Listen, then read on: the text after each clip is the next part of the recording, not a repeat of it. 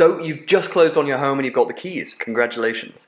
Chances are you've probably got a plan on how you'll transform the yard and how you'll set up the living room. But there are some slightly less exciting, more mundane things that are still important that you'll need to consider too. My name is Phil Wells, I'm a real estate agent here in Spokane, and in this video I'm going to tell you about all the boring things you should think about when you move into a home so you can spend more time on the enjoyable parts of home ownership. The first thing to do is to change your locks.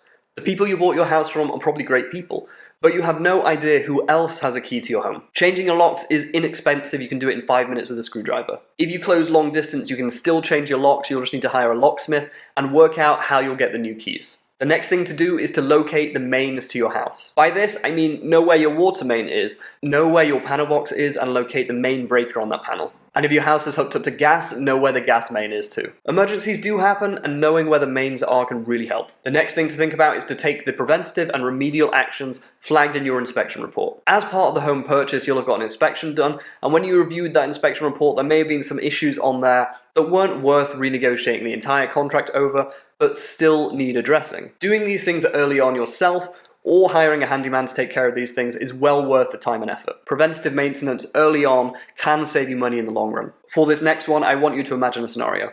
You just moved into your new home and you spent the first week painting and decorating. Then one day, one of you extends a little bit too far on a ladder, you fall off and you hurt yourself. It happens, believe me. So, which emergency room are you going to? It's a serious consideration. You don't want to be there Googling emergency rooms near me when someone's in pain and you need to get there quick. Do this ahead of time, and of course, let's pray that you never have to go there. Next, before you move stuff into your home, you might want to think about thoroughly cleaning the whole house, or doing it strategically and doing it room by room. As part of the contract here in Spokane at least, the seller is supposed to clean the house before it's handed over, but everyone has different standards of clean, so if you're like me and you're a bit of a clean freak, you might want to think about this. If you close and you don't move in for a little while, you might want to send a cleaning team ahead of you so that things are taken care of when you get there. As well as cleaning the things you can see, like bathrooms and the kitchen, you might want to think about cleaning stuff you can't see. Think about changing filters in the AC system, cleaning out ductwork and dry vents. Not only are these things a fire risk, particularly the dry vent, but it's also gross if you're breathing in air that's traveling through ductwork that hasn't been cleaned in maybe 50 years. Also, think about your chimneys.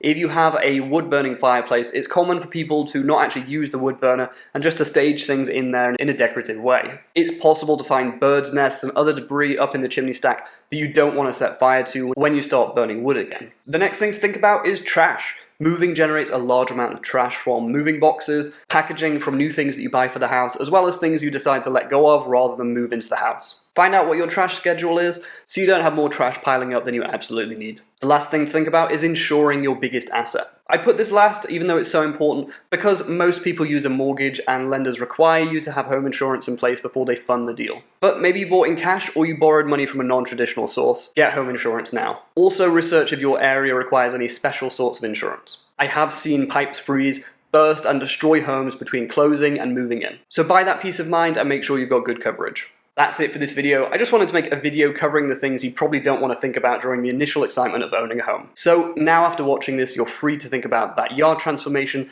and how you're going to set up your living room instead. Like I said, my name is Phil Wells. If you need any help when it comes to real estate here in Spokane, please give me a call, shoot me a text, send me an email, and I'd be honored to work with you. Until the next one, thanks for watching.